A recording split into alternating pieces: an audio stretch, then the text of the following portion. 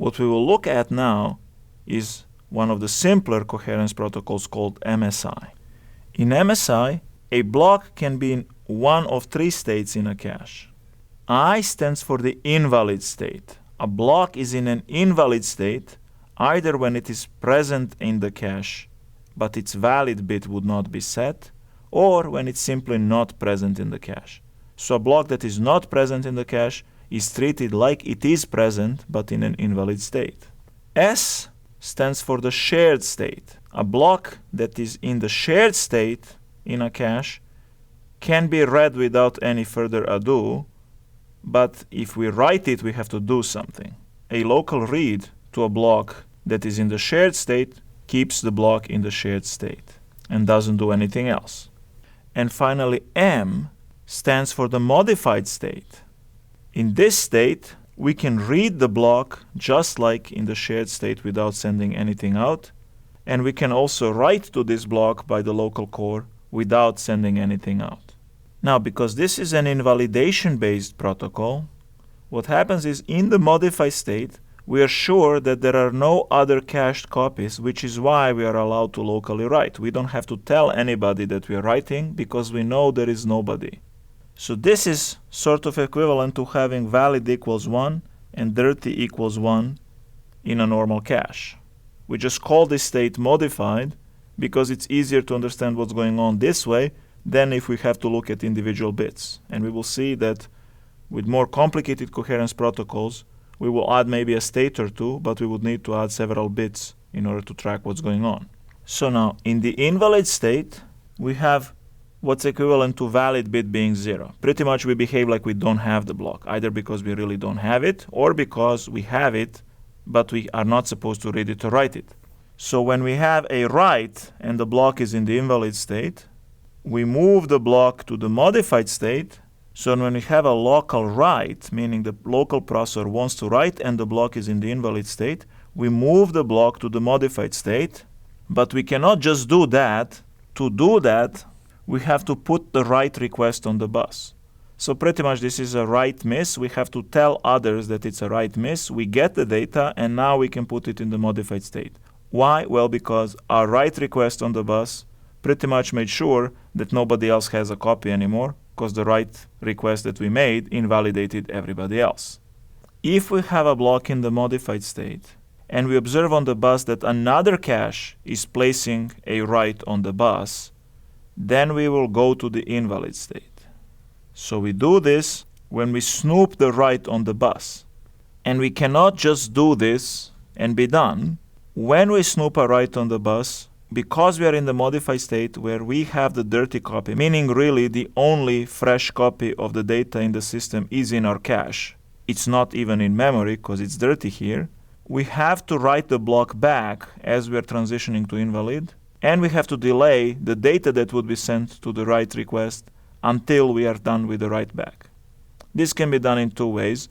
One is to actually cancel that request, write back, move to invalid, and then that request gets repeated and now gets the data from memory. Another one is when we see a write on the bus, if it's requesting data, then what we do is we suppress the memory response and feed the data to that processor. The simpler way of doing things is just to delay that request, write back, and then let it proceed. But either way, we have to make sure that before we move from modified to invalid, we write back the data to memory, and also make sure that the write request, if it is a write miss and needs the data, gets our new data, not the data from memory. Now, if we snoop a read on the bus and we are in the modified state, then we move to the shared state. So we have snooped a read on the bus. We will now not be the only one who has a copy of the data. That means we will not be able to write without telling others, so we will move to the shared state. Just like here, we have to also make sure that the block is written back. The shared state is equivalent to having v equals 1 and d equals 0, so we will not be doing a write back from our shared state, because it only allows reads anyway. So as we are moving from the dirty to a clean state, modified to shared, we are going to write back the data. The reading processor wants a copy of this block. Again, we have to either delay that request, do a write back, change to the shared state, and then let that processor proceed with a read. Or we have to suppress the memory response that would happen as a result of this read and provide our data instead as we are transitioning to the shared state. If the processor reads a block and the block is in the invalid state, then the block will be moved to a shared state. So in response to a local read, we put a read request on the bus, and then we get the data, and then we are in the shared state for that data. Note that the data might come from memory, or it may come from another cache because it had the data in the modified state and we needed to get that data. But as far as this local cache is concerned, it puts a read request on the bus, it gets the data, and then it puts that block in the shared state in the local cache. Then we can do many reads without telling anybody. If we have a block in the shared state and we observe a snooped write on the bus, then we move the block to the invalid state. We don't have to do anything because the block is clean as far as we are concerned. We don't have to write it back. We simply have to do the equivalent of resetting the valid bit and move to the invalid state. So there is nothing really that we have to do except change the state so that next time we try to read it, we can no longer read it here. We have to put a read request on the bus again. If we snoop a read on the bus in the shared state, we don't need to do anything. Why? Well, because our shared state is okay with there being other sharers that are only going to read the data. And finally, although local reads are okay in the shared state, if we have a local write, that is not allowed in the shared state. So a local write that finds the block in the shared state will make us move the block to a modified state, but we cannot do that silently. We cannot just move the block and write to it. What we have to do is put an invalidation on the bus. Note that things are slightly different when we move from invalid state on a local write to modified and when we moved from shared state to a modified state on a local write. Here we put a write request that asks for a block so that we can write it. Here we already have the block. This is the most up-to-date copy because if there was another write after that, we would not have it in the shared state. So now we want to write to it.